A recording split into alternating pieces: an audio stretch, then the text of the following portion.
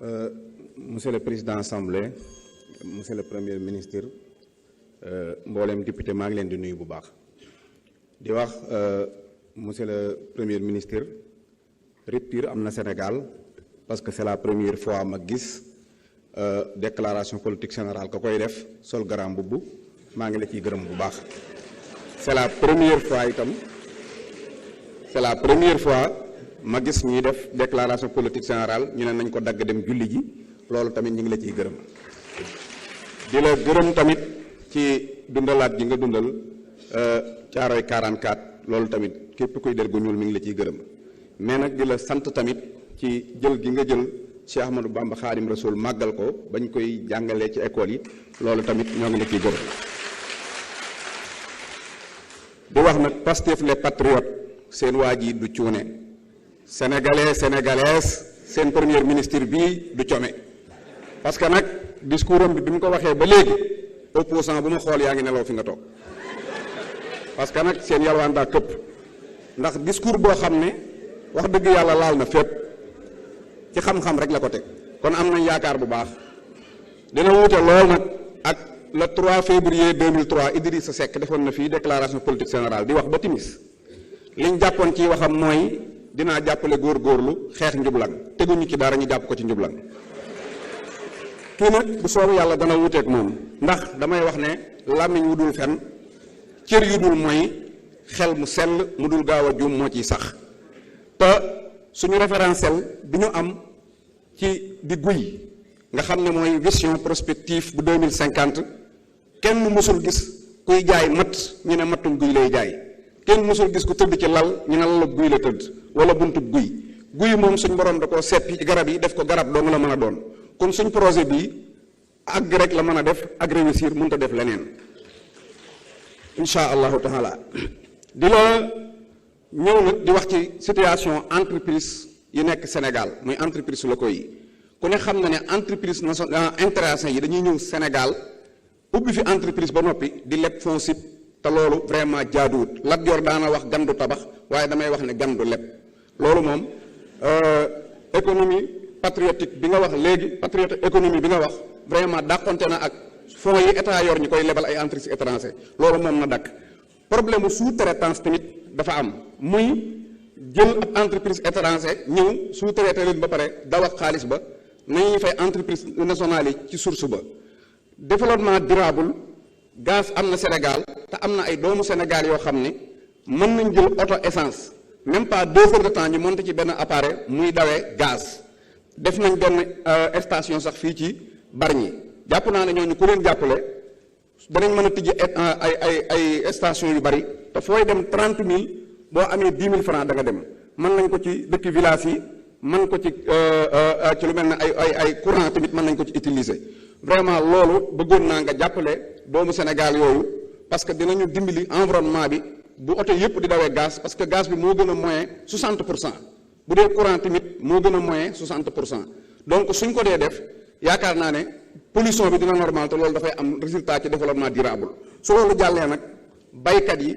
ak dëkki kaw yi muy Kajoor ak Bawal ak Siin ak Saalum yaakaar nañ la lool ci li leen të depuis 1960 ba léegi muy aw yoon wuñ jaar maa ngi lay ñaan ni ngay mayee courant yaag Saint Michel dëkki village yi na nga mayee noonu ay yoon dëkki village yi ambila maan yi ak Jakarta maan yi nee na seen mbir ba ñu ko réglé waaye na ànd ak yërmande ak ndànk-ndànk. jërëjëf honorable Bara Ndiaye. Honorable député Marie-Angélique, député Babacar Ndiaye. Honorable député Djimo Souare, vous avez la parole. Honorable député Maguette Sène Mangawadjal. Merci, Monsieur le Président de l'Assemblée nationale, Monsieur le Premier ministre, Mesdames et Messieurs les ministres, Mesdames, Messieurs, chers collègues, je vous salue. Monsieur le Premier ministre, en premier lieu, je voudrais attirer votre attention sur la situation de l'Université du Sénégal oriental. L'Université du Sénégal oriental, dont les travaux ont débuté il y a quelques mois, mais qui sont à l'arrêt. Il y a un coordonnateur qui a été nommé, en l'occurrence le professeur Kandjoura Noba, qui s'est beaucoup activé pour le démarrage des cours pédagogiques, mais malheureusement les cours n'ont pas pu démarrer. Mais le plus grave, c'est qu'à ma grande surprise, lors du vote de budget du ministère de l'Enseignement supérieur, j'ai constaté dans le DPPD que les travaux sont reportés à l'après 2028, parce que la plupart des investissements sont reportés à l'après 2028, 147 sur 150 milliards. Monsieur le Premier ministre, je vous demande de corriger cette injustice. Le pôle territoire Sénégal oriental est le plus vaste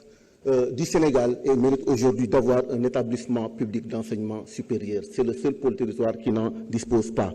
Le deuxième point, Monsieur le Premier ministre, toujours pour parler de l'équité territoriale, je vous invite à suivre la trajectoire du président Macky Sall sur la question de l'équité territoriale. Beaucoup de programmes ont été mis en place, beaucoup de villages aujourd'hui ont bénéficié de pistes de production, d'électrification et autres. Je vous invite à poursuivre, voire à intensifier ces programmes. Parce que l'équité territoriale est extrêmement importante et qu'il ne doit pas avoir deux Sénégalais, il ne doit pas avoir deux poids, deux mesures. Je parle en particulier des départements périphériques, le département de Goudiri. Je voudrais vraiment la poursuite des programmes d'électrification rurale dans la commune de Koussan, dans des villages comme Toumougel, la poursuite du plan spécial de désenclavement pour désenclaver le sud du département dans la zone de Koumouti, Boudougoufara, Bingel, dans le nord du département, dans les zones de Sinthiou-Moudou et de Sinthiou-Bokar Ali. Le dernier point, Monsieur le Premier ministre, c'est par rapport à l'état civil. On demande à certaines personnes, à certains noms de famille de fournir un certificat de nationalité pour bénéficier de la carte nationale d'identité, ce qui est une injustice. La loi doit être globale pour tous. Je vous remercie. Merci beaucoup, honorable député Djimo Souare. Honorable député Maguette Sen, man nga ñëw jël kaddu. Honorable député Bara Ndiaye, man nga waajal.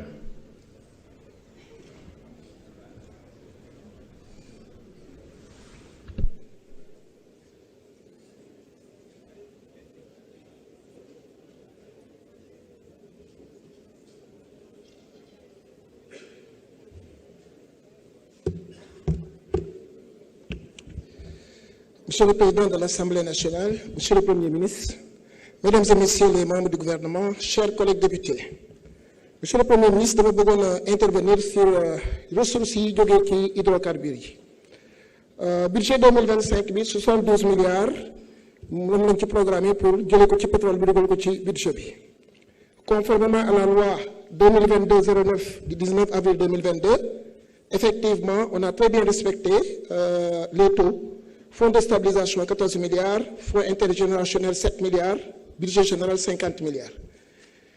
Également sur le listing des projets prioritaires, là aussi, la loi a été respectée. Il y a un ensemble de projets qui ont été listés dans la loi de finances. Il y a 50 milliards de budget général qui nous ont financé. Seulement, il y a des acteurs qui ont solo, les acteurs de la pêche, les nappakati, des mareyeurs, des femmes transformatrices. Boo xoolee 50 milliards te boo xoolee 50 milliards bi daf ci am 40 milliards yoo xam ne ba tey député yi xamuñu de manière précise fan la jëm ndax dañoo def fonds pour le renforcement des investissements structurants dans les pôles territoires 30 milliards saa ñu wax détail bi ak lan mooy composition bi ñu defaat beneen ligne programme d'investissement structurant pour 10 milliards tout court. Donc ni ñu ko libalee mënut a permettre ñun ñu apprécier le caractère prioritaire de ces dépenses alors que la loi dafa wax ne c'est les dépenses prioritaires que ça doit financer. Donc loolu moo tax ñun ñuy proposer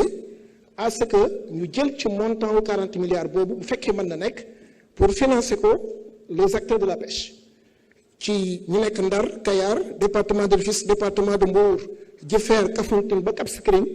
war nañoo mën a dérouler ay programmes yu am solo jëm ci ñoom lu mel ni aquaculture. lu mel ni yeneen programme yi yéen war a mën a identifier parce que tey pays du Golfe yi seen pétrole baa ngi waaj a jeex ñoo ngi xool yan